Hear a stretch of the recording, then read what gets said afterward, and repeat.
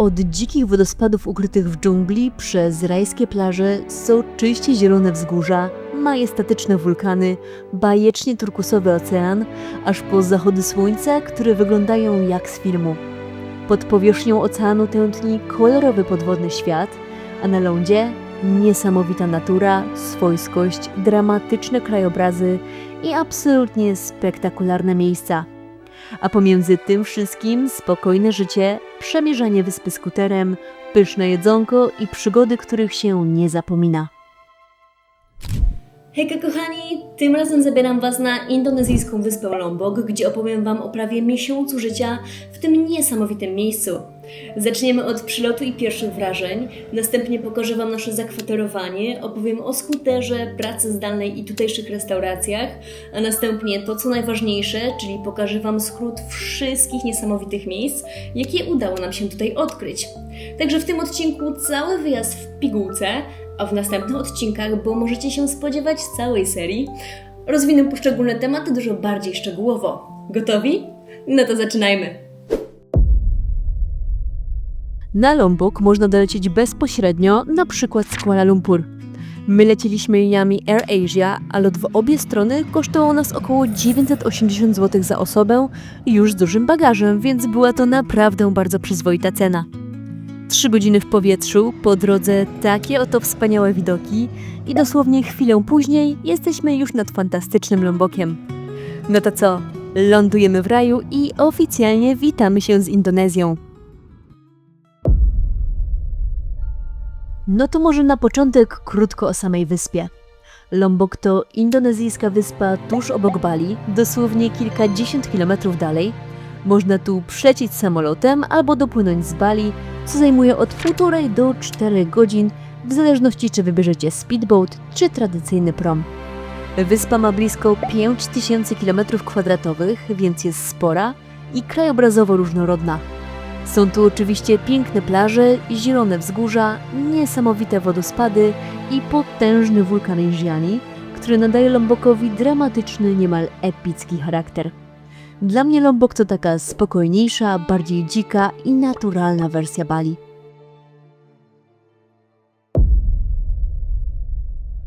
Jako że na bazę wybraliśmy Kutę, to z lotniska odbiera nas wcześniej umówiony kierowca.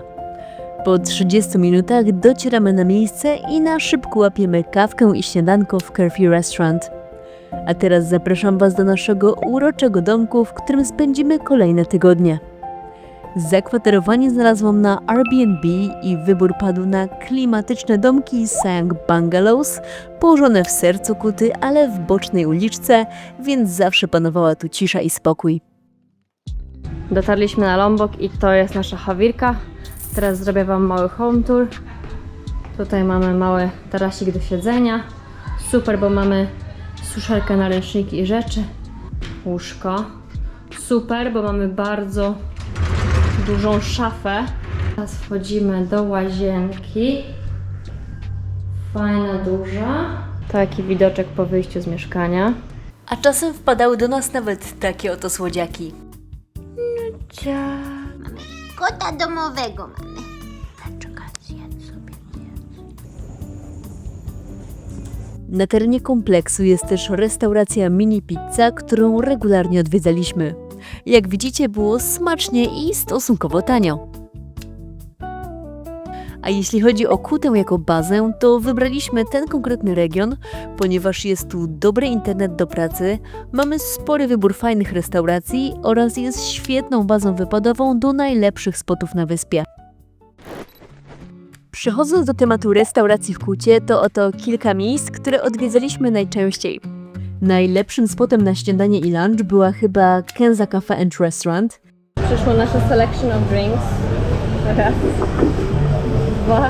I Łukasz jeszcze ma ginger shota, który już obalił prawie. Halo. Cheers. Pięknie podane dania, świetna lokalizacja i miejsce naprawdę na wysokim poziomie. Potwierdzamy, Kenza jest sporo.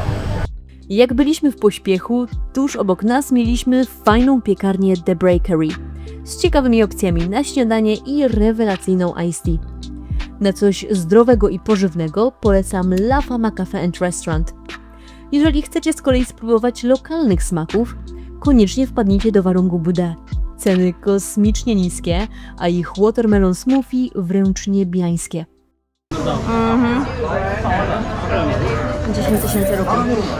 Tak się żyje. A na deser moja ulubiona lodziarnia Da Monte Gelato Italiano. Smak biskow był tutaj po prostu nie z tej ziemi. Także można w Kucie jeść tanio i lokalnie, ale też totalnie instagramowo, słodko, kolorowo i konkretnie. Wybór jest naprawdę spory, a jakby tego było mało, znajdziecie tu nawet restaurację ze skateparkiem wewnątrz. Jeżeli chodzi o transport na wyspie, skuter to według mnie absolutny must have, więc teraz krótko o tym. Umyci, przebrani i idziemy polować na skuter. Ugadałam się z panem na deal, że jak weźmiemy na więcej dni, to zjedzie z 80 na 55, więc idziemy go znaleźć. Gdzieś tam koło plaży siedział i miał bardzo fajne skutery, także trzymajcie kciuki, żeby się udało. No to wyruszamy na łowy. Udało się, pierwsza jazda przed nami.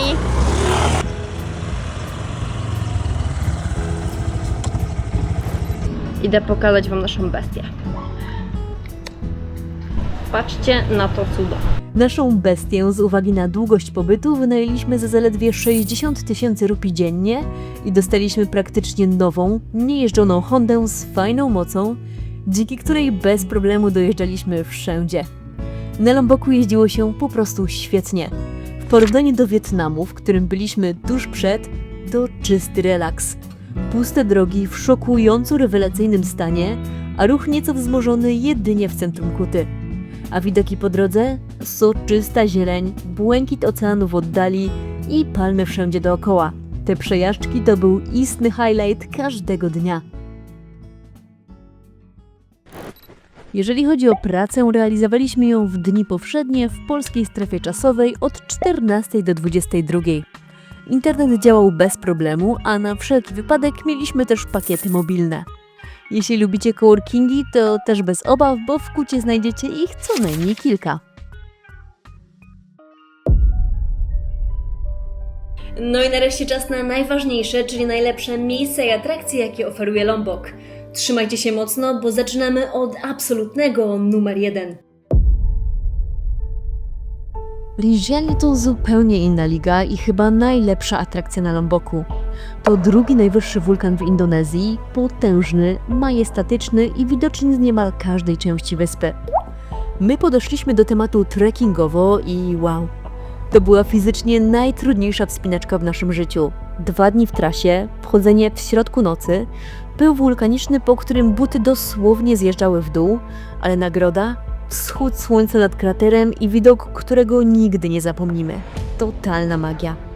To była wyprawa życia, wymagająca ogromnej siły fizycznej i psychicznej, ale też najbardziej satysfakcjonujące przeżycie całego wyjazdu. Dla mnie zdecydowanie to doświadczenie. I wiecie co? Rinjani zasługuje na osobny, pełny odcinek. Poświęcę mu zatem cały materiał, także dajcie znać w komentarzach, jeżeli jest coś konkretnego, o czym chcecie się dowiedzieć. Przysiad po Rinjani.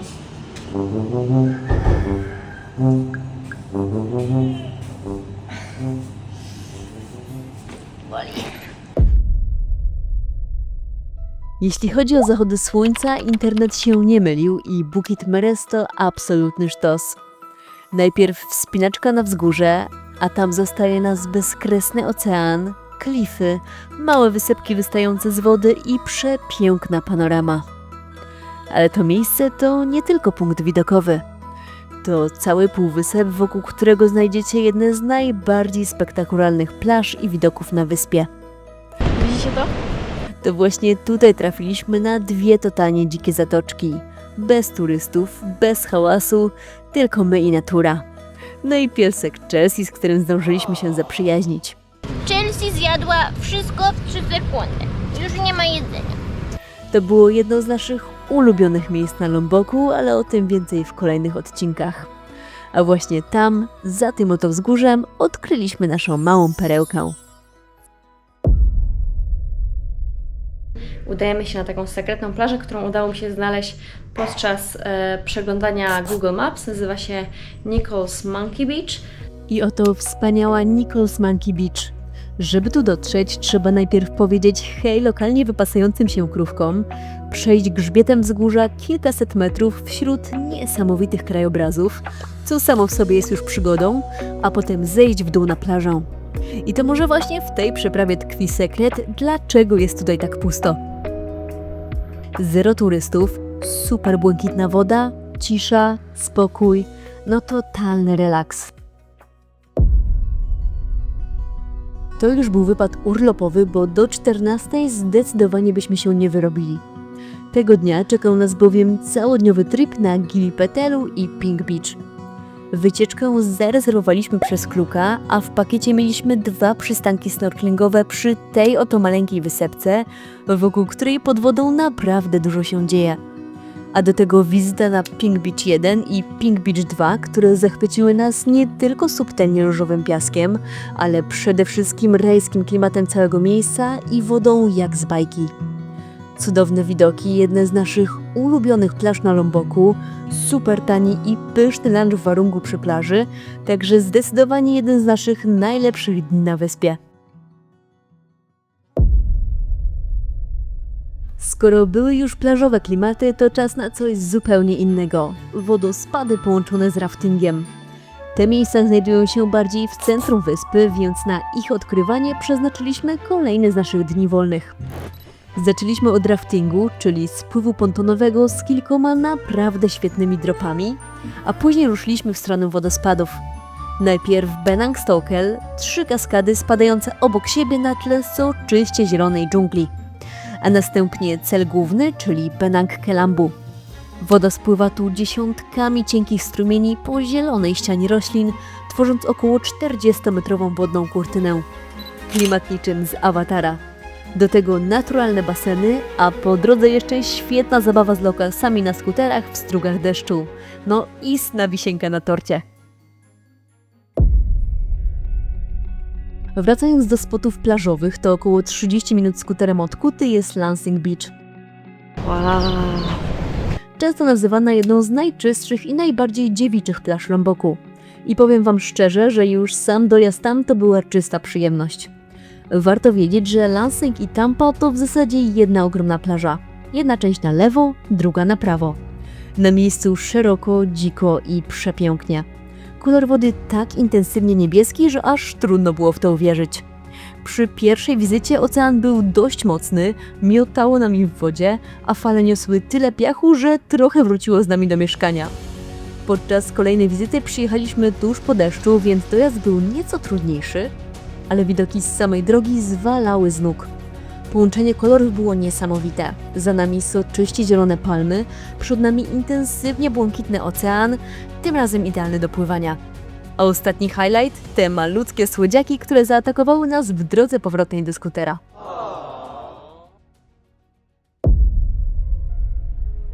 Kolejny spot poza samym Lombokiem, dosłownie jakieś 5 km łodzią od wyspy, choć często z nią kojarzony, to cudowne wyspy Gili, gdzie spędziliśmy całą majówkę. Zatrzymaliśmy się w przepięknym Kokolemon Bungalows na Gili Travangan, a w trakcie pobytu robiliśmy też wycieczki, dzięki którym zobaczyliśmy pozostałe wyspy, czyli Gili Air i Gili Meno. To był naprawdę wyjątkowy czas. W skrócie krystaliczna woda, godziny spędzone pod powierzchnią, masa żółwi, z którymi mieliśmy okazję pływać, rajskie plaże, rowerowe wycieczki po wyspie, pyszne jedzenie, genialne nurkowanie, a nawet nocne kino na plaży. Tutaj tylko mały sneak peek, bo to miejsce zdecydowanie zasługuje na osobny materiał i taki na pewno się pojawi. Wysp Gili tego naprawdę nie możecie pominąć.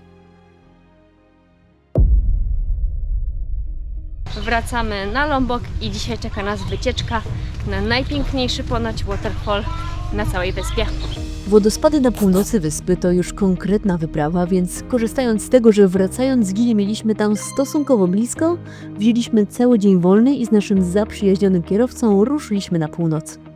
Najpierw wodospad Sendangile, łatwo dostępny, potężny i robiący wrażenie już od pierwszej sekundy.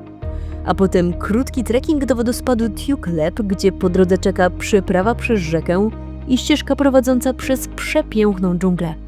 A na końcu prawdziwa nagroda. Jeden z najbardziej spektakularnych wodospadów, jakie kiedykolwiek widzieliśmy. Potężna ściana wody wpada do naturalnego basenu, rozpryskując się z taką siłą, że w kilka chwil byliśmy przemoczeni do suchej nitki.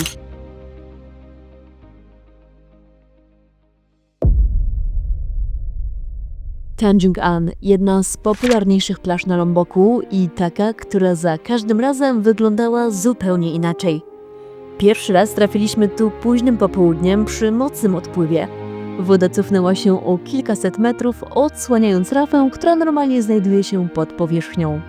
Ale wystarczyło przyjechać tu rano i zamiast surowego krajobrazu została nas lazurowa woda, czysta linia brzegowa, wypływający surferzy, miękki piasek i totalny chill. Ta sama plaża, a zupełnie inne doświadczenie. W odpowiednim momencie ta plaża wygląda właśnie tak.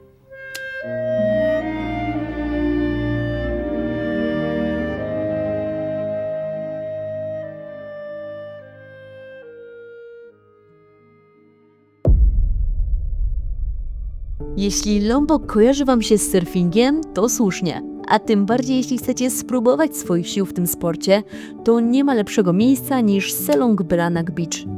To szeroka, piękna plaża z miękkim piaskiem, mnóstwem szkółek surfingowych i rzędem początkujących, ćwiczących swoje pierwsze fale surferów. My byliśmy tu na lekcji w Pade Surf School i bawiliśmy się świetnie. W osobnym odcinku opowiem Wam więcej o surfingu na Lomboku i naszej przygodzie na tutejszych falach. Na teraz tylko tyle, że jest to must do, a plażę Selong Beranak koniecznie musicie dodać do swojej listy.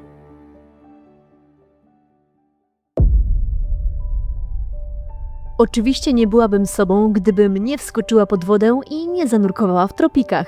I powiem jedno, było absolutnie warto. Pod powierzchnią czekają intensywne kolory, mnóstwo ryb i morskich stworzeń oraz ciepła, krystalicznie czysta woda. Zrobiłam 2 nurkowania na południu Kuty i kolejne 2 przy wyspach Gili. Tam w towarzystwie naprawdę dużych żółwi morskich i w wodzie tak przejrzystej, że momentami aż trudno było uwierzyć. Jeśli zastanawiacie się, czy warto, zdecydowanie warto.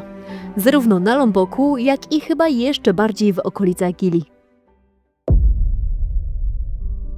Inna plaża w odległości kilkunastu minut od naszego mieszkania to Mauen Beach. Znana jest z ciszy, miękkiego białego piasku i nieco głębszej wody idealnej do pływania. Podczas naszej wizyty było nieco pochmurno, ale i tak pełen reset. Na plaży byli praktycznie tylko lokalsi i dzieciaki, które od razu nas obległy. Kupiliśmy u nich kilka bransoletek, pograliśmy w paletki, a ja zaplotłam dziewczynkom włosy. A na koniec jeszcze lunch w Ryan Cafe, czyli restauracji z fenomenalnym widokiem, którą odwiedzaliśmy każdorazowo wracając z plaż na zachód od Kuty. Taki fajny pomysł na szybki plażowo-lunchowy wypad poza Kutę. No i skoro wcześniej było Bukit Meres, to warto wspomnieć też o drugim sunset spocie, czyli Bukit Seger. Ze wzgórza rozciąga się panorama 360 stopni na wybrzeże Mandalika, zatoki, białe plaże, zielone wzgórza, a nawet tor Formuły 1. Byliśmy tu zarówno za dnia, jak i przy zachodzie słońca. Plaże może nie zrobiły na nas aż takiego wrażenia, ale dla bardziej zaawansowanych surferów to świetny spot z dobrym breakiem i większymi falami, także można poobserwować ich zmagania. Nice. Fajne miejsce na zachód słońca, choć nasze serce wciąż zdecydowanie należy do Bukit Meres. Bukit Meres oczarował nas pod każdym możliwym względem. Cudowne wzgórze, przepiękny zachód słońca. Każda plaża jest po prostu sztos. Piękna, błękitna woda, po prostu to jest Lombok's Gem, bym powiedziała. Super. No i to by było na tyle w tym odcinku. W kolejnych odsłonach bliżej pokażę Wam najlepsze plaże, top atrakcje, pełny materiał z wysp Gili czy naszą wspinaczkę na Mont Ringiani. Jeżeli Wy też planujecie wyjazd na Lombok, koniecznie dajcie mi znać w komentarzu, które miejsca Wy najbardziej chcielibyście zobaczyć. A jeżeli macie jeszcze jakieś pomysły czy sugestie odnośnie moich kolejnych odcinków, koniecznie dajcie znać w komentarzach, to będzie na wagę złota. Tymczasem dzięki bardzo za wytrwanie do końca, pamiętajcie o zostawieniu łapki w górę pod filmem i widzimy się w kolejnym odcinku. Pa, pa!